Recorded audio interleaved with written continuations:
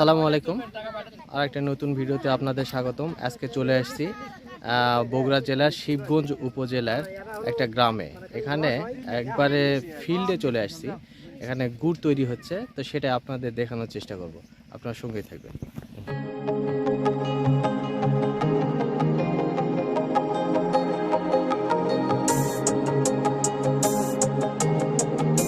গুড় জাল হয়ে সেটা তৈরি করা হচ্ছে।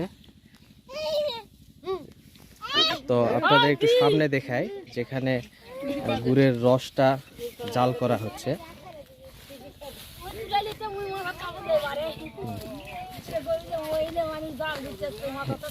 এখানে এটা আখের রস, যেটাকে আমরা কুশারও বলি আঞ্চলিক ভাষায়। তো আখের রসটা এখানে জাল করা হচ্ছে। এটা জাল করা যখন শেষ হয়ে যাবে তখন এটা শক্ত দানাদার রূপ ধারণ করবে। তো এটা একটা জমিতে, আখের জমিতে এখানে উৎপাদন করা হচ্ছে এবং সেখান থেকে রস বের করার জন্য এখানে একটা মেশিন আছে।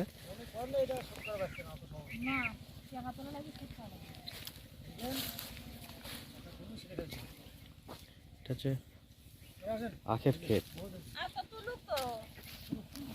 এটা মেশিন। এখান থেকে রস এই মেশিনের মাধ্যমে রসটা বের করা হয় এবং সেই রসটা ওখানে জাল করা হয়। জাল করা শেষ হইলে তারপরে সেটা গুড় তৈরি করা হয়। তো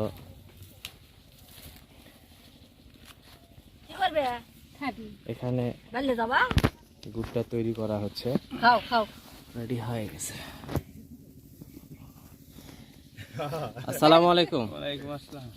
ভালো আছেন?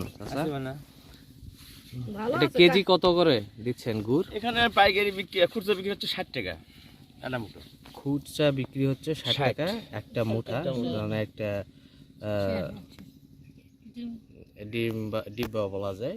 তো যাই হোক, একটাতে ওজন হবে হাফ কেজি, 500 গ্রাম, যার দাম হচ্ছে 60 টাকা। তার মানে দুটা নিলে 120 টাকা।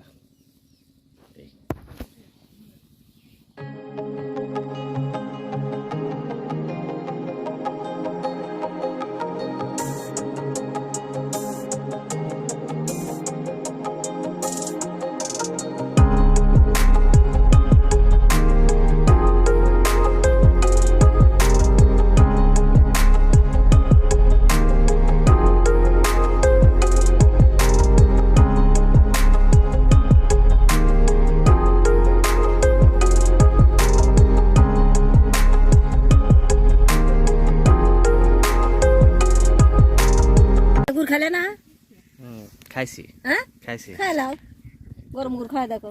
খালা কি বেশি করে ভিডিও